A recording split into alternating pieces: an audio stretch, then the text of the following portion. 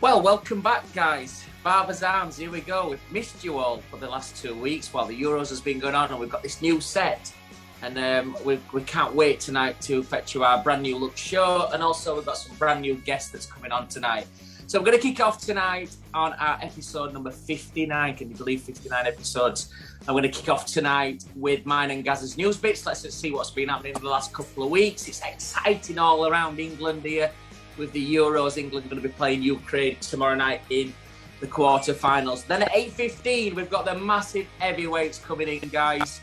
The guys who started this barbering revolution maybe 8 or 9 years ago. We've got the Schorem boys in tonight. Rob and Leen are going to be joining us over from the Netherlands. They're going to be joining us at 8:15. And then we're going to be taking you throughout the night. We've got a new feature tonight where Gaz is going to go his tasters. I think I'm going to feel the weight of this tonight as well. We're going to be doing some tasting of different drinks tonight. That's all coming up on episode 59. Welcome back. We're back. Barbers Arms. Without further ado, please welcome my co-host, Mr. Gary Machin. Wow, thank you very much, Mr. Simon Shaw. It's great to be back, as you just said. 2 weeks. Can you believe it? We've had 2 weeks off. A lot's happened.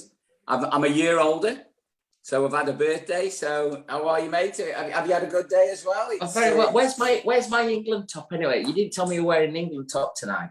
Hey, I just thought tomorrow, biggest game of the year. I thought you'd have your colours on, mate. What's happening? Well, you know, I'm dressed like a referee. Even referees look smarter than me. They're not in black anymore. They're in nice blues and yellows. Just been watching the Swiss as well. Any Switzerland fans out there? What are you doing? Them penalties there? All my days.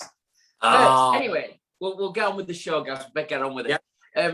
Yes, I'm really looking forward to tonight. It's great to be back. It's been nice to have a couple of weeks where after our expo, which we had over 9,500 views and visitors to our expo, which were fantastic, over 30 different exhibitors at the Barbers Arms Virtual Expo, which was superb. Some great education there. It's still online as well, guys, so you can still watch it. Some of the education parts that was on there as well. And tonight we are doing things a little bit different. There's a new look to the show. I'm going to let Gaz tell you a little bit because he's going to put me through my paces tonight, drinking. A lot of people saying, oh, over the last 2 weeks, Gaz, people have been saying to me, you know, you don't drink as much as what you used to do. So the new part of the show tonight is a taster. What's all that about, Gaz?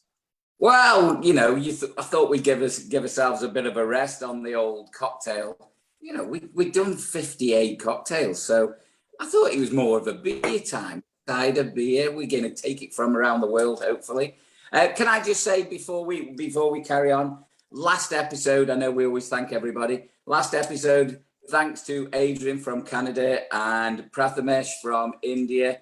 We had 98.4 thousand viewers on that show. Fantastic, as usual. They were great guests. Gives a real insight into the part of the world they were in at the time. So thank you, everybody, for joining us from all over the world as well. I thought we'd try cider tonight. Keep it a bit lighter, you know, summer nights. I didn't want to go to, you know, with a little bit of a, you know, a girly beer, but I quite like a cider now and again. So we've got 3 beautiful English ciders. So we've got Somerset, Suffolk and Hereford, the land of the apples. What we're starting off with? We're starting off with some Thatcher's Gold. So beautiful Thatcher's Gold. So I said, you've got it there. We're in tandem. So come on, get your glass out. We'll have a little taste test. Now this one, the lads at work absolutely love this. But we've Thatcher's Gold. It comes from a farm. It's 4 generations. 1904, 4.8% vol. This is. Go on, have a little taste. See what you think. Oh, it's nice. Oh, I could drink that till cows come home. It's really light. It's a crafted cider. So it's a dry cider. When we talk about Thatcher's, it's a family-owned farm. It's a family-owned business. They taste this, I'm told, at 12:30 every Friday to test each batch leaves the farm. So it's perfect. So it's perfect job. Can you imagine if you were a cider tester? That'd be absolutely superb. Do you know what? It's nice. That's really nice. That Gary, honestly, that's a nice drink, to be fair to you. Fair play for fetching these up. I'm going to struggle getting through all three of them tonight, though. Anyway, guys, I just want to say what a great day today, Gaz. I know I mentioned it a few months ago, but today was the first filming of what's called the Barnsley Boys. So people from my hometown who have done really well in the hairdressing and barbering industry. It was only me there today supporting the barbering industry, but we had Josh Wood, international colorist. Josh, you think you're doing well till you sit around a table with these guys. And I was like one of the who's been a big influencer on the barbering. Well, David Beckham, over 2 decades. He's had about 10 different styles. And Josh was like, oh yeah, he's coming in for me for his hair doing on the 14th of July for his hair colouring. All right, okay. I thought we did all right with my client Tilly. But there was Josh Wood, Andrew Barton, we had Rob Eaton there, 2 British hairdressers of the year past. And Chris Moody, your big mate from the Habia days. Chris were there. They're all in good spirits. We met at the Civic where we had a professional hairdresser there. I think the podcasts for that are coming out in another week or so. And then the next professional hairdressing magazine, there's lots of pages in there. We went up to the town hall. We had his photographs on the town hall steps, which the people from London who were there, the guys who were doing the shoot and stuff, they kept saying, we're going to go onto the town hall steps. But in the old days in Barnsley, town hall steps is where the ladies of the night would be. So the Barnsley lads were all having a little giggle for the town hall steps. So it's kind of funny. And then we finished off with some more interviews this afternoon. So it's been a real pleasurable day to meet all those guys again, especially Josh. I ain't seen Josh for about 22 years. He obviously don't live in Barnsley at all. And Andrew don't live in Barnsley, lives in Brighton. But me, Rob and Chris are all still in Barnsley. And there's only, guess who turned up the latest? Who? Me. Yeah, I can imagine. Guess who didn't know where to go in the Civic? Me. I get in there. Josh has sat down there with all his Valentino, and Andrew Barton's going to do something for the Yorkshire TV this afternoon. They're all suited and booted, and I'm suited and booted, but I'm late. And I'm like, I live here. What's all that about? Why come these are so organised? I was saying late. I got there for about 10 to 11, but they seem to have been there since about 10 o'clock this morning.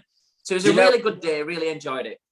Do you know what, though? You never, ever, ever are late for anything. You're always so organised. What's that all about? You let the Southerners outshine you. What you having? What you doing? I tell you what it was, right? I wanted to park as near to the Civic as I could. So I didn't fancy walking this morning. So I kept riding around Barnsley Town Centre till Sunday. Just kept driving outside of somebody and staring at him. Are you going to move yet? Are you going to move your car? Luckily, I got a parking spot. Did all the thing on your phone to get the car parked up. Anyway, I weren't late, but I was late for me. I'd like to be there really early. But it's a good day. I really enjoyed seeing everybody. Saw Nicola Shannon from Professional Hairdresser. There was Louise White, PR company were there. So it's a really good day. I really enjoyed it. So it was nice to start today off like that. And then obviously coming on to the arms tonight. Do you know what, though? I'm sure, all the guys will be watching anyway. But what a great thing that is, isn't it? Coming from, I mean, quite unbelievable anyway. You're all coming from, Barnsley, a little place, quite isolated, really. I mean, years gone by, if you didn't have a car, Barnsley would be quite isolated, isn't it, as a place? And it's. I think it's great. As I've said before in previous sessions, and I know you're laughing about this, but the only thing Stoke-on-Trent's famous for would be pottery and dart players, world champion dart players. Well, that's all we produce. So, and Robbie Williams, of course. So, well, fair play to you, mate. I think it's a great thing for the industry, and what a showcase for the talent that's come out of that. It is, and one of the things that was said today is obviously just outside of London to create 2 British hairdressers of the year. 2 people who are holding down international jobs. Obviously, Stephen Moody were on satellite because he's out in California. And, Stephen's obviously worked for Sassoon now, international ambassador for Weller. All of us originating from Barnsley. And the story is that when they took you back today to your beginnings, we all had similar kind of backgrounds. And I think one of the questions said, and I think I wanted to share this with everybody tonight, is like, what is it special about Barnsley then that created you 6 potential, just hairdressers going out and getting all these international acclaims? And I don't think there's any blind science to that. I don't think there's any ingredients there. I think it's the people that were sat around the table. They had a desire to want to do better, to, looking at the younger end, like Rob Eaton's now 41. So he was the youngest in the group by about 10 years, Rob. And some of them were like a little bit older. You know, you get on a train, you went to London, you know, Josh was saying his first time he went to London, it's when he moved out of Barnsley to live there. He'd never visited. So I think it's a big thing, guys, if you wanted to progress with your careers, you know, you have to go out and get it. But there's a big thing there that all of us said tonight, and I want to reiterate this, is one of the questions that was asked to me, and you all know what I'm like, guys, and saying it as it is, what's the one thing about the industry you don't like? And obviously for me, it was like what I call the like newborn egos, people who have probably been a couple of years into it and all of a sudden they've Instagramly bursted onto the scene. As Roy Keane said, did you really burst onto the scene? And so, you know, for me, getting rid of some of the egos, getting back, everyone around that table had a real strong apprenticeship 3 or 4 years before they were cutting hair. They had to do all the junior stuff. You learn your trade really, really well. But one thing everybody said, Andrew, Josh, Rob, everything, it's going back to now where we've got to look at our salon-based heroes, people who work in salons, who are not working on platforms. Everybody, that's what makes it successful. That's what makes brands like us successful, by those guys who are working in barber shops, never doing platform work, but buying hundreds of clippers a year. You know, that's what I'd really like to start looking at as well. So I know that this show's always promoted the local heroes. And I think that's something that, again, over the next month or so, that we want to get back into. Some of them salons out there, if you want to be a local hero as well, don't forget to message us. Simon Shaw Wahl, Gaz is the British Barber, or you can, the Barbers_arms, if you want to email us, on our website, it's thebarbersarms.co.uk, and to email us, it's barbersarms@thebritishbarber.com, and you can send your requests in if you want to be a local hero. We've got lots of new guests coming up over the next couple of weeks, which we'll talk to you about throughout the show tonight. But Gary, tonight, starting this Barbers Arms new look, the new bar, as you sat right inside of me, we've got these fantastic guests on tonight, which I think, I'm going to be really honest, and I want to get really into the ribs tonight. They really started, for me, making barbering look cool again 8-9 years ago. They've been the instigator in that. I mean, I think they got the juices flowing again, didn't they? You know, I mean, we've been in the industry a long time.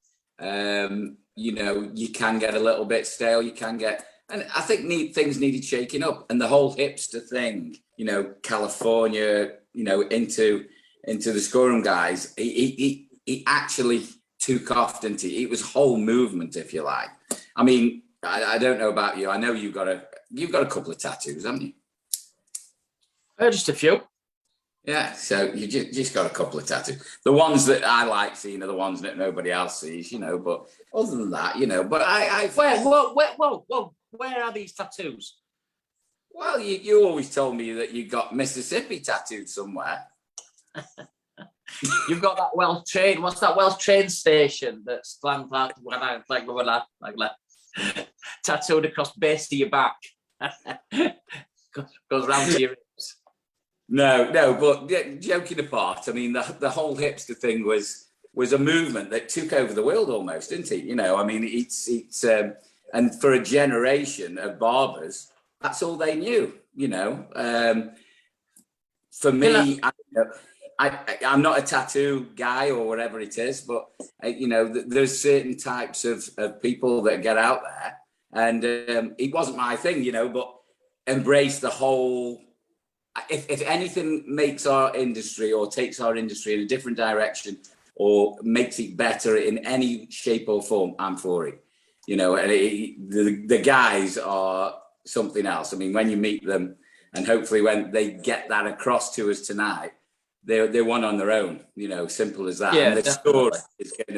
story is going to be fantastic, and I can't wait. But you know, from an industry point of view, it's all good, isn't it? Anything that takes us further in a different direction. It is, and people who are watching tonight, or people who's going to tune in, and wherever your sequence gets back there. I know we've got quite a lot of people watching in tonight. I know people are watching it in between, watching Italy and Belgium tonight as well. Coming up in the next couple of weeks, we've got we're changing the show a little bit in terms of some of the guests. We're going to revisit some of the guests that's been on. They've got different stories. Geoff Davis, who came on from Savills on episode 3. Geoff's going to come back on in the next couple of weeks. He's opening a new shop up called Bricky Road, and he's going to tell us his story and how barbering's affected the Savills business post-COVID. So Geoff's going to be coming back home. We've got Tim Avery from the Tony and Guy franchises. We've got A.O. Banton. We've got Tim Collins coming on, photographers.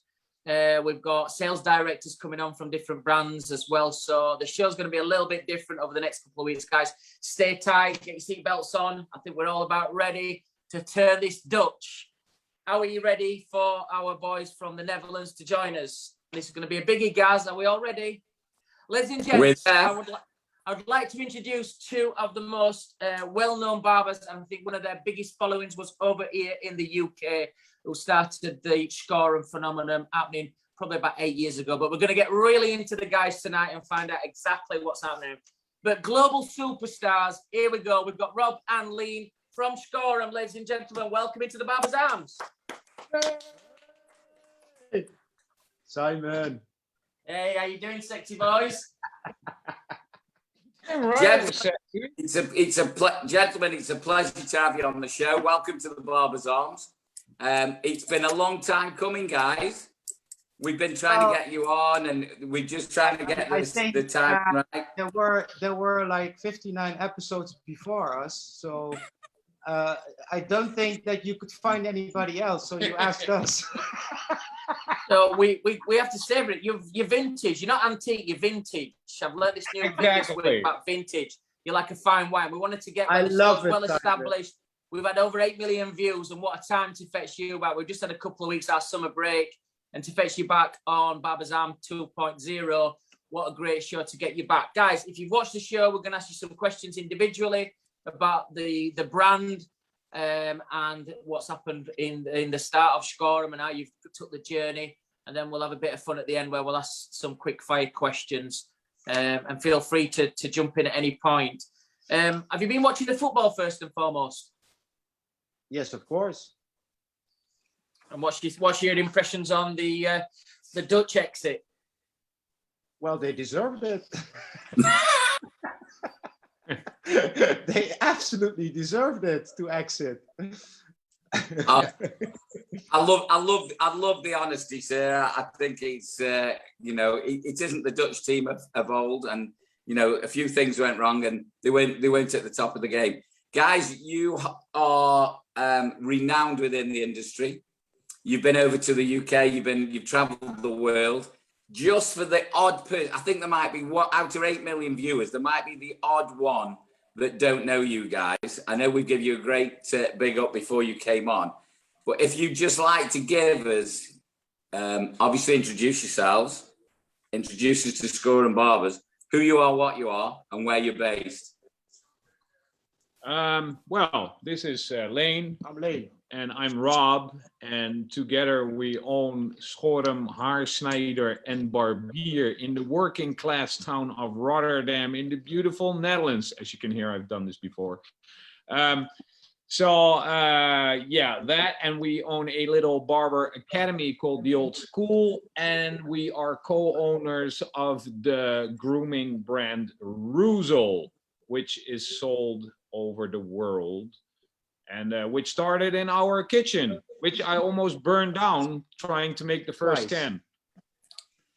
Was that just by trying to make the first can, or were you doing something else at the same time? No, he just forgot that it was on the stove. You've got your good buddy Geoff Davis watching tonight, and Carl Smith sending messages in saying hi. So Geoff, yeah, Carl. Carl texted me, so Carl, well. we love Shout you, man. Out to Carl in Barnsley. In Barnsley, well, it's my hometown, as you know. I've been in Barnsley today doing this Barnsley Boys thing with some top hairdressers from around the world have been in Barnsley today. But I think Carl's he's isolated at the moment, so yeah, he's not working at the moment. But he says hello, and so does Geoff as well. Geoff's got his new shop out in Tottley called Bricky Row. So Geoff sends all his best wishes. I want to start off by, we've got a little bit of intro there off you, but take us back to the beginning for everybody, because it's been a phenomenon. I think everybody's jumped on about, but I think sometimes people jump on halfway through your journey when they see you at an exhibition. They love the kind of Schorem bandwagon.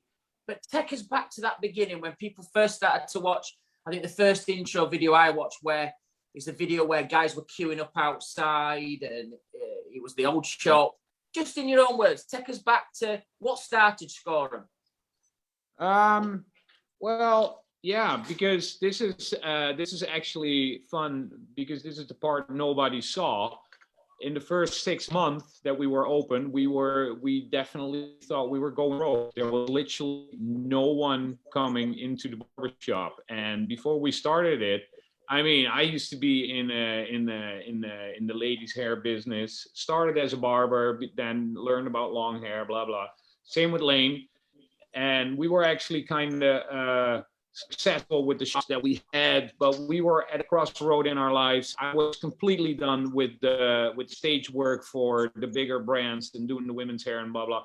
So this whole Schorem thing literally was like a friend thing, you know, trying to open the shop we would like to go to. And it kind of sounds almost a little childish, but it's literally what it was. I was living in a squat back then, you know, and I had this little speakeasy barbershop. It was not even a barbershop. It was just a place where I cut my friends, and Leen dropped by every day, and it was just like drinking beers and doing haircuts. But being entrepreneurs, well, definitely Leen, who is the entrepreneur, we did see that there was a very certain atmosphere, and we were like, hey, if we can catch this atmosphere in the shop, this might actually work. So, and then we went a little crazy with the aprons and the antiques, and we definitely went over the top. We grew the beard, we grew the mustache.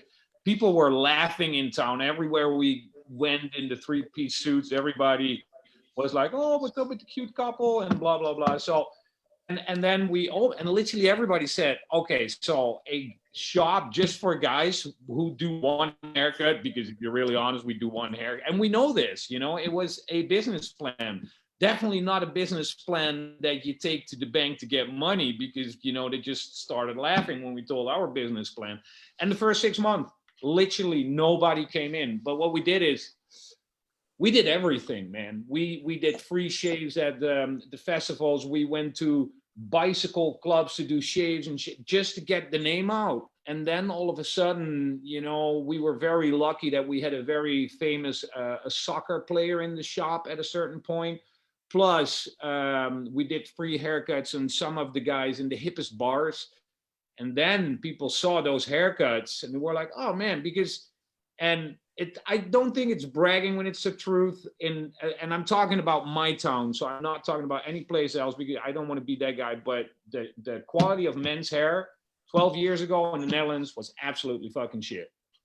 Because, you know, it was like a lost art. And all of a sudden you had these two guys dressed up in this beautiful shop, because no matter what anybody ever says about it, it's a beautiful fucking shop, right? Yeah.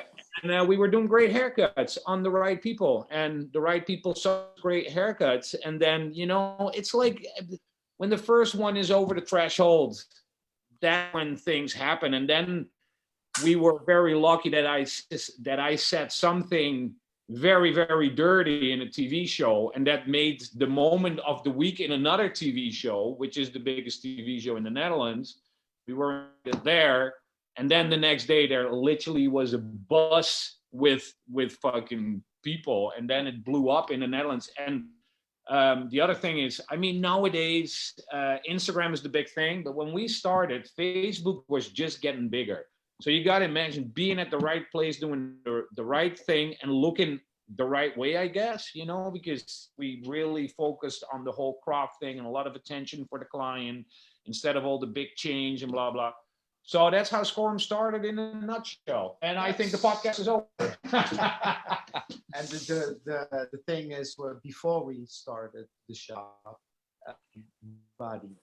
absolutely nobody thought it was a good idea what we were going to do. So that's why we thought this is a good idea to start this shop. job, Schorem. I know it kind of translates as scum, but it's not that. When I called my mom and I said, Mom, we found the name, it's Schorem. And my mom literally cried. She says, I don't want anybody to call my son Schorem. It's a really bad word in the Netherlands. Yeah. It's lost in translation, but it's Chamber of Commerce. They actually had to check if it was legal to use that name because it's such a bad word in the Netherlands. And we, you know what? I'm proud of a lot of things, but one of it's might be a small thing, but I'm really, really fucking proud of this one. When you look up in the dictionary in the Netherlands, Schorem, it used to be like scum of the nation, trash. And now it says scum of the nation, famous barbershop in Rotterdam. Oh, fantastic. Well done, guys. I think, all right. I'm going to pick on something you've just said there. I love it. And I think this is really important to people because you guys are from the same era. You said something there about locally, you use people like in local bars, the cool guys, the footballer from the area. I think sometimes people try to do bigger influencers to get business in. They try to do national things, try and cut somebody who is not. I love the idea of wherever you are, if you're in Rotterdam, cut the biggest names in Rotterdam that's in and around your salons because they're the influencers. Yeah. People are in and around that town. So if you're in Manchester, if you're in Winslow, if you're in Stoke-on-Trent, don't bother about cutting somebody's hair in London. Who's the most famous footballer in Stoke? Who's the coolest kid? If it's Robbie Williams. I love what you said there, that you got local influencers, the cool guys in the bars, the footballers in the area. That is it's like golden. It's just Simon, what we saw is that there were, because every town deserves a barbershop, right? And then like the small towns here in Holland, they have a barbershop and a very successful barbershop. But the guys that run the barbershop ultimately would like a shop in a big city, but it almost fails because they already have like a really successful barbershop, so they go over the top money-wise, stuff like that with rents, and they all go broke because that's the foundation in their town. They know that town, but they don't know the city, what they're going to start at. The location that we started the shop, and this is a good story because Leen is definitely the money guy within our relationship. I'm always like, oh, let's do it, so he keeps me in place, but it's good, it's balanced out. But this place that that Schorem started, so the weird thing is, I used to live around the corner in my squat, which was a 5-minute walk. Leen used to walk on the other, used to live around the other corner, which was a 5-minute walk. So we in that neighborhood, of course, we knew everybody, and that means the cool kids. But we also you greet the junkies and the beggars just as much as the lawyer around the corner. See, and that was the perfect place to start that shop, especially because our expectations weren't that high. Because if everybody tells you you're going to fail, it's actually kind of hard to really keep believing what you do.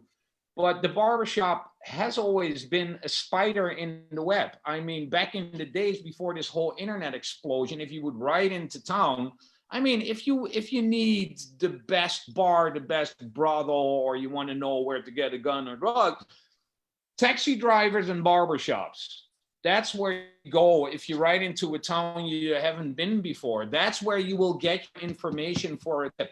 And you know what? It is still like that. In our shop, I mean, I'm not going to say what kind of information. You can get any information. We have such a diverse team. That's how it works. That is old school. Everybody's always like, oh, this old school thing they're talking about. It's about the haircuts. No, it's about it's a whole different way of thinking. Normal morals. These are the old tricks, they used to sell the condoms under I love that little shit. That's old school. I respect knowing how the world works because those were called third places, like bars, like Bazine, like gas stations that were places where you would go not to buy anything, but to meet people. But the internet has changed everything, because now, currently on the internet, I have 200,000 friends. Well, I can tell you one thing, they are not coming by. I'm not drinking beers with them. See, it's all very fluid at the moment. But the people around your shop and in your community. I think what it is, Rob, as well, I think it's that sense of community. Sense of community, how you meet people, the way we meet people. We've been in barbershops for, 4 generations. I've been in this job for 36 years. And you talk about condoms, we used to bring guys in. They used to buy, 2 gross at a time, but they wouldn't see anybody, let them see anybody buying them and things like that. Funny. It's a funny way of working, but I think it's a way of being able to talk to people on any level as well. You've just talked about, you have, lawyers in, footballers, drug dealers, whoever it is. But we learn how to talk to people on every level, don't we? And it's about the community at the same time, and it's valued as well. And I think that's a big thing that people miss, and government, business leaders, they don't realise that barbershops are a destination for a lot of people, and I think that's really important to remember in the community as well. Throughout the show, guys, as well, you'll see all the Schorem Instagram accounts, websites, Facebooks, and the Old School Academy stuff. So if you want to get any more information whilst you're watching either tonight or through the week, we know everybody's got the set routines. Most of you, if you're listening on Saturday morning, sat away from your missuses in your offices or in your man cave or in your new bars that you're out anymore. See, this is the problem. You've all built these bars at home, and now you can go out. You can't get out because your missus is saying to you, you've built that fucking bar, you spent 15 grand of our old money, you're now staying in. You're fucked. So don't build a bar at home. Don't get Sky Sports at home. It always gives you an excuse to get out. But guys, I'm hearing right, and I know I've spoke to you both a little bit since the last couple of years, but you guys had this big reputation, big partying, a lot of drinking, but you guys have got a different lifestyle now altogether. Is that right? Yeah, man. I think I'm allowed to answer this one. I went completely. I haven't drank one drop in 2 years and 8 months. Well done. Days and 27 hours. No more alcohol. No more drugs. No more nothing, man. I run far and a lot. I lift weights. Yeah. Do you know what, Rob and Leen? Rob, Simon here, my pal next to me, he runs a lot and lifts a lot of weights. So I think most of it is it's just that hand there like that. That's the only weight he lifts at the moment, and the only running he does is running to the bar at the moment. Yeah. Well, I have to run to the bar. You don't go to the bar. I have to go buy drinks all the time. So you know that's like fact, isn't it? You know what I'm saying? Carrying. Well, he's gone now. Gents, I've seen you many times. I know you've been over to the UK. We've seen you on stage. We've seen you in Manchester and London and all different places. And that was a big part of your show, a big part of who you were, the partying, the drinking and everything. Do you miss that side of life at the moment then, or not? Yes, I miss it a lot. Yeah. I don't. I am not gonna lie. If you've done it on a daily basis for 30 years, you're gonna miss it. But if I did not, I screwed up a marriage. I screwed up a lot, man. And it was time. It was, if I was going on, and especially when we had the lockdown and I was at home not traveling, because this is weird, but actually we had a world and a half tour planned in 2020. So we were doing all the continents and I think Australia or Asia twice. So it was all planned out. So another crazy year. We were actually in February going to China. So that was crazy. And all of a sudden we were at home right? And I really realized how absolutely tired I was. I was exhausted. So, and I already quit the drinking before that, but being at home with the family and with the shop, I mean, I am doing a lot of hair at the moment, and I'm really, really, really enjoying what I'm doing. And because you're not wasted, you actually enjoy the part you should be enjoying, because you get all messed up if you go over the top with the drinking, and especially with the drugs. You miss out. You think you're having fun, but not for the you are not in the zone, man. So I'm just really, I miss it. I'm not gonna lie. I love to party. I absolutely, I had a great, amazing time in the last 30 years, but I fucked up a lot too, and I was done with the fucking up. So I love your honesty. I think it's really refreshing as well, coming here on Barbers Arms and saying that. I think, you know, that's fantastic. But just to change the subject, guys, just on the next note, we've got some testing to do tonight. What's the next drink? We've had the Thatchers. What are you taking us on to next? Yes, we're going to go on to a bit of a hardcore one now for you, because we're going to go on to the Aspel. And this Aspel beer, this is a cider. And you guys might know this, I don't know. But this is a premium crew cider. This company was born in 1728. It's in Suffolk, and this is a dry. It's a full dry cider. Simon, have you got it? Have you got it with you there? Have you got it? Yeah. So this is cheers, chin chin. So we're talking about my alcoholism, and now we're gonna drink.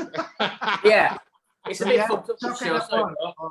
it's a bit like taking a gambler into a betting show, you know, a reformed gambler into a bookies. Great show, guys. Great show. Listen, guys. Just 2 seconds.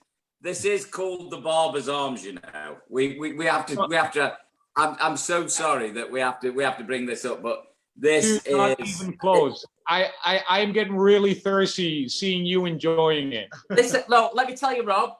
The first one's really nice. The Thatcher's Gold. It's sweet. It's nice. That one, it's dry. There's not a lot of taste, but it's saying to me already, I'm gonna fuck you right up. this is 6.8. It's a really, really nice drink. This is one of my favourites, actually.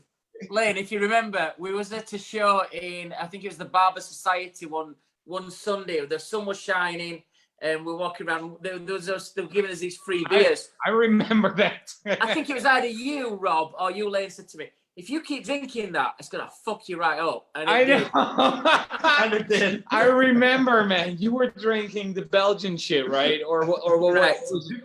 Oh my god! I saw you go, and I was like, "Yeah, dude." And you were like, "Oh no, I know my drink." I said, "Yeah." That's what a lot of people say that come here. Okay. It is. I didn't know it. That is a killer, man. We've got some questions individually, and we're going to start with some of these questions. Rob, first question to you is: you've been so successful in not a short space of time, because if people look at your journey, I love the story about the atmosphere within your apartment, your squat, as you call it, how you wanted to recreate that in a shop, and obviously the chemistry between you two is unbelievable. You know, I think that's why it's so successful. It is a gin and tonic. But if you could change anything, looking at what you've done so far, I know you've changed your lifestyle and everything, but is there one thing that you would probably just go back and change to tweak a bit, or would you do it exactly the same? No, it worked. It worked because we were who we were at that time, you know? So if we would have done it when we were younger, we would have probably died, because with the traveling and everybody, you know, I mean, if you get that successful in a very fast time, that's going to screw with your ego. So I was really happy it was after my 30s, because if it was been before my 30s, I do have an ego. It would have gone out. It would have exploded. I would have turned into an even bigger asshole, I guess. I think we were doing exactly what we had to do at that time, because we started Schorem because we really wanted to tie our friendship even closer, because we had some rural times before that. And as stupid as it may sound right now, it was actually, it was almost meant as a little bit of okay, let's find out what we really want in life. kind of thing. Let's do this barbershop thing. But the cool thing is that we are entrepreneurs. It didn't start like how it turned out, but then we found that back bar that was 125 years old, a beautiful antique. And from there on, it just grew bigger and bigger. And if you put so much love in that shop, yeah, I don't think I would change anything. It's everything that we did, and including the drinking and stuff like that, led us to other things. Just like now that we are sober and working out and stuff like that, leads us to the next phase, probably. Which is drinking again. Which probably Leen, just getting onto that, and you know, we know you're very successful. The shop's successful. Staff-wise in the shop, obviously you've grown. You know, we see the shop. You know, when it's busy, you've got a full shop all the time. And when you've travelled and you know, you've been away from the shop, how's that affected the, you know, when people want to see you two in the shop and you're traveling so much? I know Simon travels a lot, you know, I travel a lot with the BBA. How does that affect your business? Is it something that was counterproductive in a way? How did you manage that? It doesn't affect our business at all, because when we started traveling, we were pushing guys to the front that were working for us. Also, we're promoting them on Instagram and on Facebook and stuff like that, so that we were not the faces from the shop. We are the face of the brand, but not from the shop. Now it's even, people don't even know who we are when we walk into the shop. They don't know who he is. Just to... There's the ego, guys. So, but that's the way that it should. Who's the guy next to Rob? That's the way that we always wanted it to be. And we now also have a very different team than we used to have, because with all the team, we went everywhere with all the team, always drinking. It was always partying. And now we have a much quieter team, which works for these times much better. And yeah, I really like the team that we have now, and maybe in 5 years we have a different team again. But I think that it moves with time. That you get the team that you need at that time. Plus, almost all the guys from the old team started their own shops, and they're all doing good. So it kind of hurts a little bit when they leave. But then again, we taught them well, and they're all successful. So I think you should look at your shop like that too. You know, I mean, every kid is going to leave the nest, and it's going to hurt with your own kids, or whether they work for you and you spend so much time together. But, you know, we can, 95% of the guys that left us, we are just very, very proud of them. And then there's a couple of assholes that we just hope. But, And the thing is that we were working somewhere and we left as well. So it's the same thing. It evolves. Leen, my question to you is, Simon. and whilst I'm asking this question to Leen, Rob, think about this next one. So my question to you, Leen, is what has been the highlight so far in the journey? But Rob, while he's answering that, think of this one. I want you, Rob, to come back to me after this one, which is, what is the craziest city you've worked in?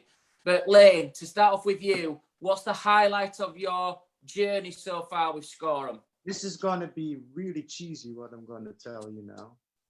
The highlight is that we both survived, and that we are still friends, and that every time that we see each other, we have a laugh. Always. The rest, I don't care about. That's nice. Yeah, sorry. Oh, that's nice. Lots of tears out here now in the UK. My God, you're emotional. Leen, he sounded like a purring cat then. and Rob, what's the craziest city that you guys have worked in? You know what? There is a lot to say about that, but for me, well, I love Tokyo the most probably, but craziest city was probably, was it Bogota? Bogota, I think it was Bogota. We were in Bogota, in Colombia. Colombia, Yeah, so Ooh, this Pablo area. yeah, this was before I quit some of my habits. But so we're in Colombia, right? And so we're talking to this girl about the hair show, and I'm like, how many tickets did you sell? And she said, well, about 300. I said, okay, well, that's good. You know, I mean, on just your name, 300 tickets. That's nice. that's a And nice space, a bowling alley. and she goes like, but this is South America. There might show up some more people. I said, okay, so how many people can fit in the venue? 500. I said, oh, perfect. So we get there to the venue, right? And this is 4 or 5 hours before we start the show. And I swear to God, I think there were at least 500 people outside already. And I go like, honey, this is not gonna work. This is gonna, and then more and more people came. And I think in the end there were about 900. And they all had to fit into the venue, and there were fights breaking out. And there was one guard. There was one guard, and we were doing the show, and we just had a wall in our back, so there was no way we could. And I mean, there have been some more weird situations in our career, but then there was no escape way. And afterwards, people want photos, and we knew hell was going to break loose. So we are in a corner. There are some people trying to push people back, and a fight breaks out behind us because people were pushing, and it was scary. And Leen just crawled onto a bar, and I see him joining the fight. Going like, and I thought, okay, well, this might just be the end. We are going to be killed in Colombia. So that was definitely crazy. And I have a great story, but it's too long for this. We were in a bomb scare in New York, and it's a really long story, but what it comes down to is that we saw, well, Lawrence, who was with us, there were three bombs in New York that night. 2 went off, and 1 was in front of our hotel. We were having a smoke. Lawrence saw some guy staking like a cooking pan out of a stroller, throwing it away and stealing the stroller. And the next day, well, and we went out, we came back and blah, blah. The next day we're in the lobby, CNN is on, and we see ourselves sitting in the lobby on CNN. So the thing they took out of the stroller was the bomb, and they Used it. There was an iPhone on it, the detonator, and because they took it out and threw it away, the iPhone, it could have gone off. So that was really, really fucking crazy too. You know Frank Reimer? Yeah. So me and Frank were in Chicago once, and obviously we were a few days into the trip, and obviously we're both like up early. We're on UK time, and I woke up to hearing some gunshots outside. We're in central Chicago. So I buzzed Frank's room. He's next to me. And that's another story. And I said, did you just hear that? He said, yeah. So what do? We're on the 9th floor of the Hilton Hotel in central Chicago. There's some shooting outside the hotel. We go fucking downstairs for a cigarette. It's crazy. Stay in your room. Stay safe. Yeah, Chicago's pretty crazy. Oh, dear. So, Leen, next question I have for you is, what is the next project for Schorem? Where do you guys see yourself going? It's we actually never see us go somewhere. It all goes organically, what we do. So something comes up. If we like it, we do it. If we don't like it, we don't do it. We're gonna do Scum Bash next year again. So this is a new one. So this is our festival in February. It's but Rob is working on something really cool that he can't talk about. I'm working because of the whole COVID thing, you know, the school was empty because people were not allowed to travel, and we were not really allowed to open the school, you know, lockdown, second lockdown. So I started this photo project called Roach. I'm not going to tell too much about it, and I don't know if it's going to be a huge thing, but I have put so much energy into this. So it's photography. It's definitely working with my photographer, with Jelle. Thank you, with Jelle. And yeah, that's going to be really, really cool. I think it's going to be the epitome of everything that we did for the last 10 years. So I hope that's going to come out next year. And I'm just really, I really found myself that I've been doing a lot of hair, not just the Schorem hair, but a lot of crazy avant-garde stuff, just to keep me inspired. And what I found out is that it really worked to get the team inspired again as well. Duncan is doing the styling, clothing wise. It's been a really, really cool thing. We saw something, I picked on some of the day, guys. I don't know if you saw it as well, but Rob were doing this haircut and he were doing it to, I think it was George Michael, Careless Whisper. Yeah. Did you see that, Rob? You fucking filmed it, or somebody put it out. You were doing an haircut, or part of an haircut, and the music to it was George Michael, Careless Whisper. Oh yeah, no, Jason, fucking dick, George. Listen, guys. I did not do. Look. Jason working for me is doing. He's doing that shit just to, like, he's not screwing with me. But I was like, really, dude, George. But it worked. It totally worked, man. It totally worked, because I'm watching. I'm thinking, what the fuck is he on now? Because that's not him. That's the music. You know, I know, right? Kind of music on the hillbilly music, and it's like George Michael, Careless Whisper. I love George Michael. I love that, but it just don't. Anyway, it's really funny that you started, because I thought it was just going to kind of pass by. Nobody's. I was like, Simon.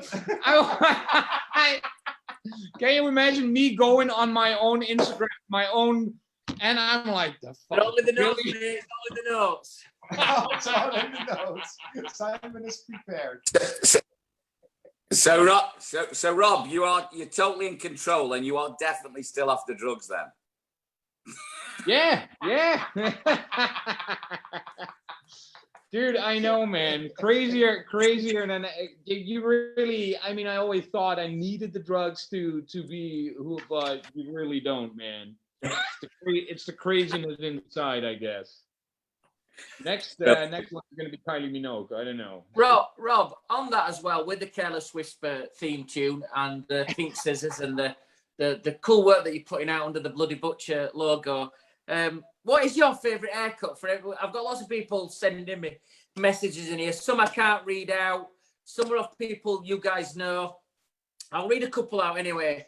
Are the guys millionaires yet? You don't need to answer that. We can take us on, Steve, from that. And one of them that's come up a few times is, ask Rob, what is your favourite go-to all-time haircut? So people don't know? Oh, dude, it's gonna be very boring, but it's a 50s pompadour, man. Tapered nape, DA, long in the front. Like, I would say Johnny Depp in Cry Baby and Elvis Presley in his begin days, man. That is my ultimate haircut. But I love doing flat tops. I really love the flat top boogie. But I at the moment, I'm doing a lot of texture. I'm really getting back in texture. So I love these pompadours, but texturized a little bit, you know? So a little bit of action. But I will always go back to 90% of my hair actually look like pompadours. There's nothing I can do about it. And, you know, it's always been like that. I got into barbering because of the pompadours. Rob, just I'm going to pass on to Gary. I'm just going to fetch something, though. I bought you a little present, and I don't know how to get it to you, but I'm just going to go get it for you. So it's nice. This one, you like it. Anybody? Go on. It's a pink bulldog. I don't even. So you need to speak to me after the show. We need to get some details, but this is coming out to you as a little gift for the shop or the school. That is amazing, dude. That is so cool. It's so fucking heavy, by the way. Wow. Simon is working out, guys. Hey, Rob, that isn't a proper bulldog. He's got no cock.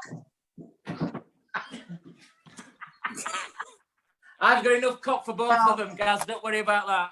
What we could do is we Oh man. give everybody Simon's private number, and then they could send a picture for the dick that has to be on the top. No, but listen, Rob, I might send that out from Wahl to Wahl, Netherlands, or something like that, and we'll get it out to you anyway. To who? That's beautiful, man. Absolutely beautiful. Yeah. Well, guys, Absolutely gorgeous. No worries, man. It's got to go in your shop, though, or it's got to go in the school. And when it's there, I need it at the side of you when you're doing your videos with Careless Whisper. And then we've christened it Baz. We're going to call it Baz, short for Barry. But this is the Dutch Baz, the pink Baz. Dude, you're so going to get it. You're so going to get it. I'm going to do a special video just for you. I'm going to do Careless Whisper. I'm going to sing. You're going to get the whole fucking package. Cool. It's coming out to you, brother. Awesome. Perfect. Now, guys, I know you've done a lot of work in the States. I know you've been in North America, all over the place and everything. And your branding is pretty much everywhere. I've followed your bobbleheads all over the country. Your little bobbleheads that you take out there, and you know, with Ruzel and everybody else, we see them all over the place. For you, yourself, you two guys, what's on the forefront? What would you love to do that you've never done? I know you've got some projects going, but what is the one thing that you would love to do, or one place you would love to go that you've never done yet? Or is the one thing that you haven't actually attained, or what's the one thing that you're chasing? Hey, now he has been cheesy. Now I'm going to be cheesy. I am really happy with everything that I got, man. There is not, I mean, we have been so lucky with everything that happened. You know, I mean, we worked hard for that motherfucker. Don't get me wrong. We work hard, but there is literally within the career that we have, you know, I mean, I would love to open a school on different parts of the world. There's definitely a lot in our heads, but no, man, I am really, really, really happy with everything that happened and what we achieved. So Rob, you're in a happy place at the moment. You're happy with everything that you've got in life. Leen, what about you? What's the one thing you want? But it's exactly the same. I wouldn't know what. It's everything's fine. So we got out of this lockdown. We got out of the Corona situation really well. So I couldn't ask for more. You know, that's so humble. But that's so humble from you guys as well. But we've had, well, you're right. I want a few inches less. But a few inches less, please. It's real. We've had one top guest on, and Mr. Errol Douglas, and he admitted to us on air that he needs a private plane. He'd buy a plane. He needs a private plane. So what we did, accepting, I lent him mine. Also, anyway, he needs it. That's awesome. Yeah, it's awesome. Guys, it's been a pleasure to have you on Barbers Arms. I know we are vintage in terms that you're still around. You're fantastic at what you've done. I have to say a personal thanks to you guys in terms of what you did for the barbering industry, and you put that boost into everybody maybe 10 years ago and just made everything cool again. And, you know, I think everybody in the industry has a lot to thank you guys for what you did in your squat from those humble beginnings. We've heard it all here tonight on Barbers Arms. Guys, thanks to the 8 million people that's been watching us so far. Tonight on episode 59, we've had the boys in from Schorem. So I'd like to give a massive round of applause. The pink dog's on its way to you. But to Rob and Leen from Schorem, from Barbers Arms, thank you very much, guys. Well done. Hi, man. We love you, man. Thank you so much. This was really, really fun. Thank you, guys. And don't forget, on tomorrow night, England is coming home.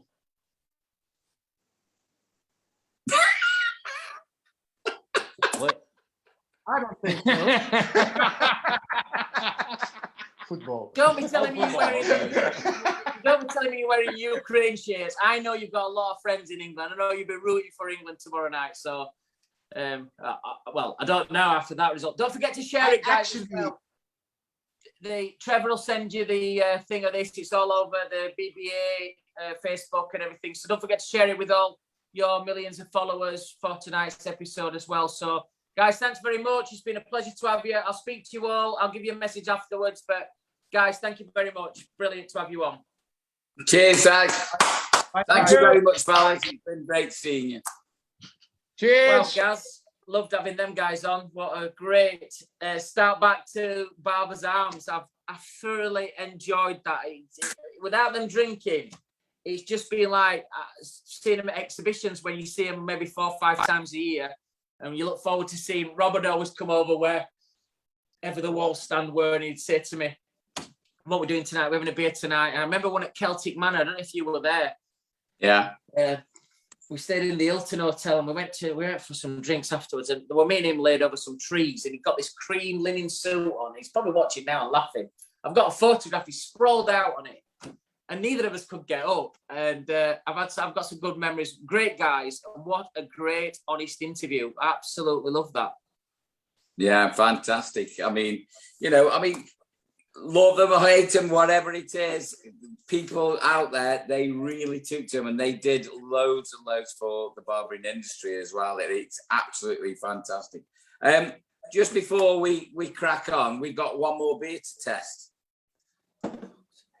So now we've got inches. Come on, limber up. Come on, baby. Let's go. I'm not a cider drinker. You're making me having 3 ciders. I can't walk back in my neck. I've got a headache. You're not a cider drinker. I'm sure you've drunk cider with me before. I'm not a cider drinker. Right, out of the first 2, the Thatchers were more palatable for me.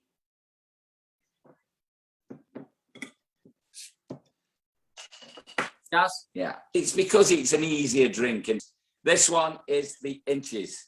This cider, this is organic. This is sustainable, this one. This one's 1916, started. Have you tasted it yet? No, I'm just pouring it. It's got rid of aspals. Fuck's sake. The aspals, that's my favourite at the moment, but we'll see with this one. Crisp. It was nice. Aspals would be nice if you're having a meal. It's almost like a dry white wine. It's kind of crisp. Yeah. It's not, what you're saying is it's not a second beer, is it? It's not. You wouldn't, to be honest. It smells like just a peeled apple. So that was 6.8, the Aspals was.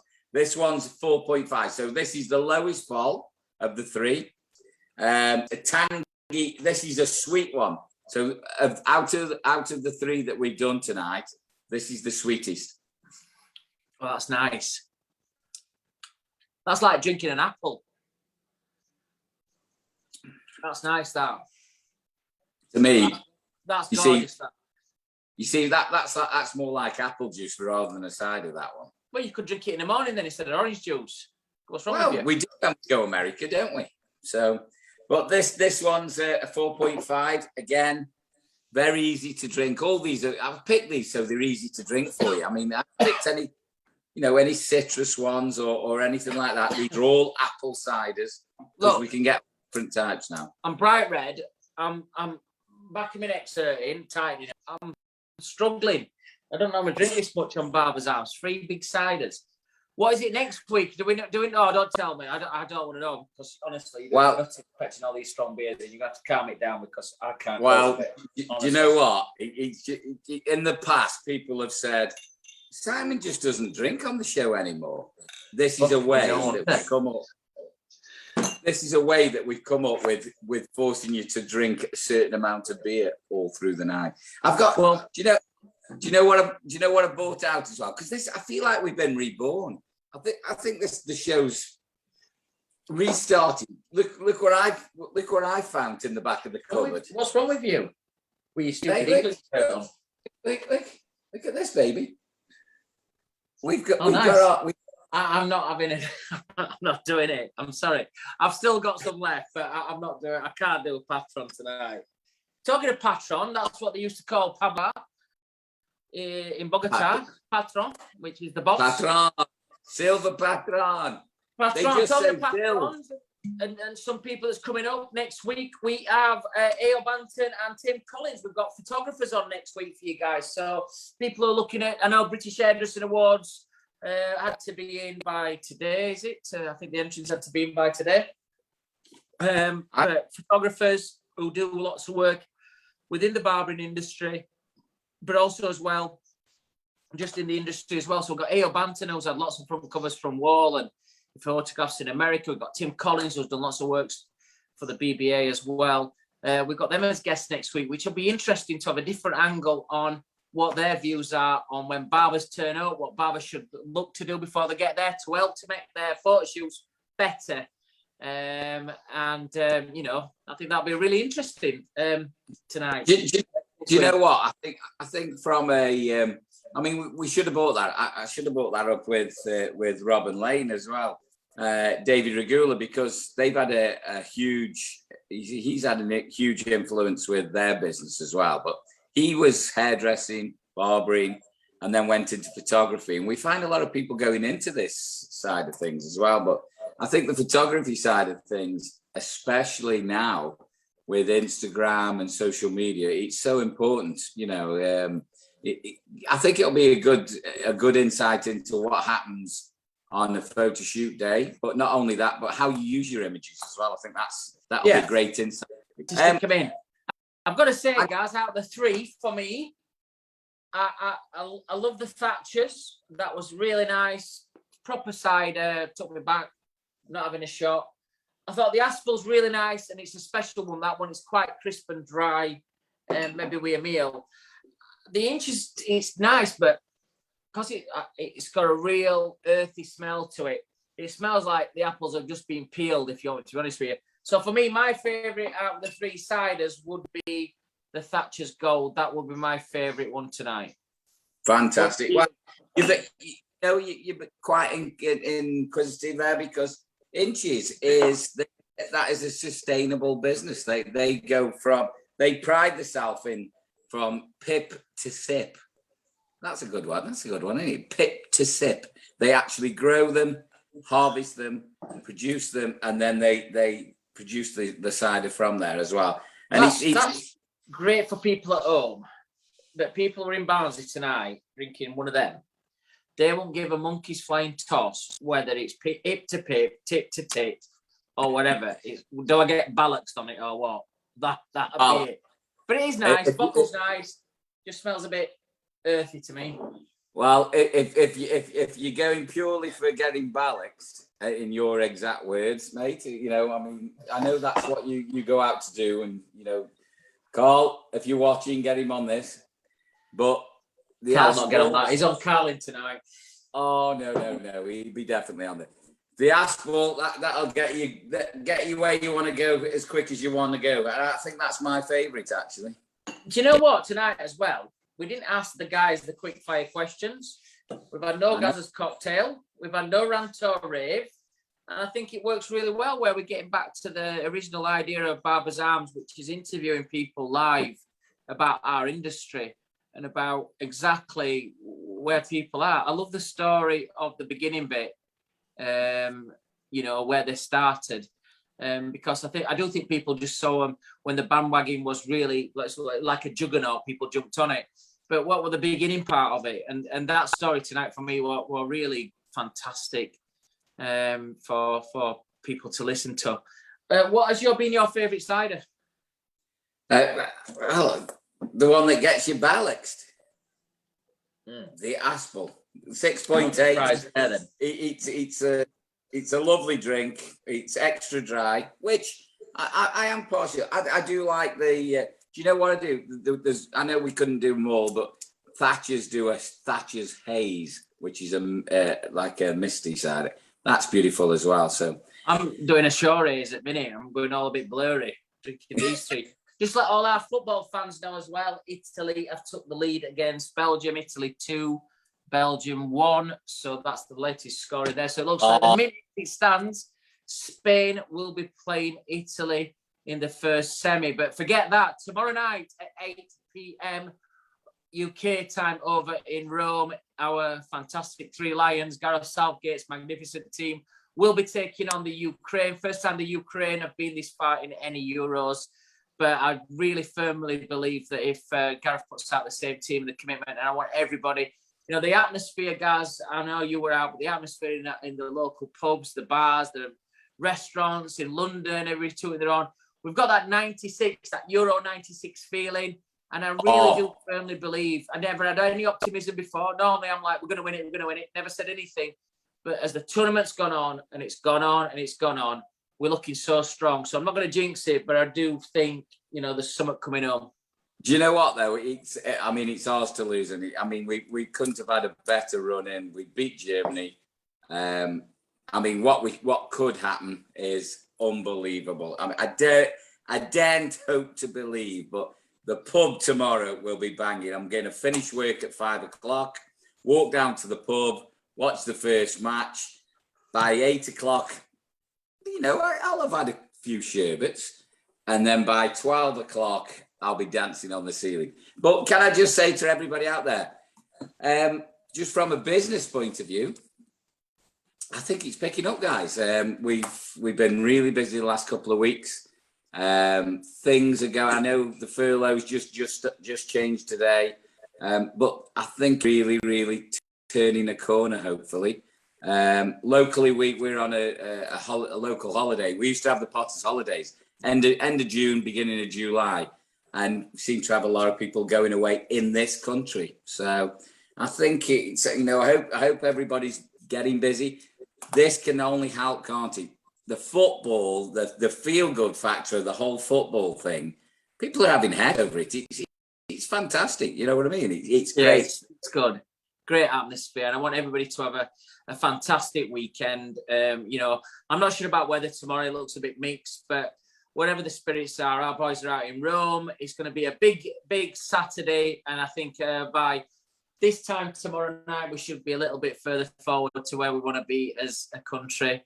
And commiserations to Wales. I know we haven't spoke about it since we've had a couple of weeks off, but Wales did really well. I think Scotland played really well against England. Unlucky with that. They had a great time down in London. Loved the Scots the next morning clearing up after they put fairy liquid in Trafalgar Square, the usual trick.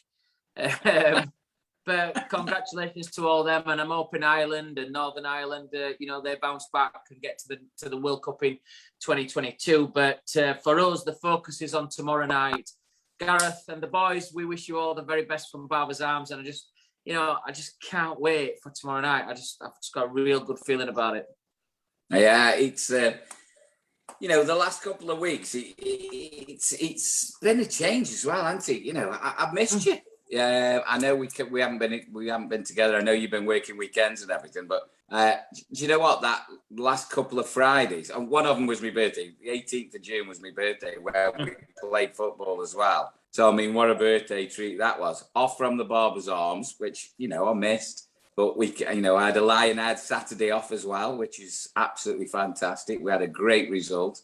So we've had a couple of really good weeks. It's been special, and hopefully it's going to carry on that way as well. We've got the whole behind us as well. Should be good, guys. We've got a great show coming up next week. We hope you've enjoyed the welcome back of Barbers Arms. Hope you like the new look show. I think tonight's guests, the Schorem boys, were absolutely amazing. We hope you've all enjoyed that. That just leaves me to say one last thing. Congratulations to my son Alex, who signed his new contract with his new football club. I can't say it because they're not announcing it till tomorrow, but we're really delighted as a family, and he's done really well to get his new contract. But I'll post it on all my social medias tomorrow once the club announce it tomorrow. But congratulations, pal. And also as well, good luck to England. It's coming home. Have a great weekend, guys. Yeah. Just from us, just a couple of things from the BBA as well. From the Barbers Arms. We did the expo. We had some fantastic educators out there. They are now uploaded. So past events, if you go to thebarbersarms.co.uk, go down, scroll down. There's over 30 educators, fantastic sessions there that you can actually revisit. Anything that you want to do. and revisit from a podcast point of view and episode, please go to us. Can I say thank you for all of you who stayed loyal to us and come back after 2 weeks break. We've had our summer break. Carl, David Gray, Jonathan King, Alison Russo, Jake, Rachel, everybody who's been watching us again tonight. Oh, Gaz, here we go. Just on that one, sending special love to Alison Russo. She's not been very well at the minute. So I'm sending all our Barbers' Arms loves. I'm going to mention it, Al, but I know you watch us every week and I know what's happening. And I'm like 1000% here for you, mate. And I wish you all the very best. You're a top girl and a top barber. Yeah, and congratulations with the family as well. So everybody out there, we love you. Thank you very much. It's been fantastic. We're back. Episode 59. We're on the way. The lads are coming home. Here we go. We'll see you next week. See you next week. Love you all.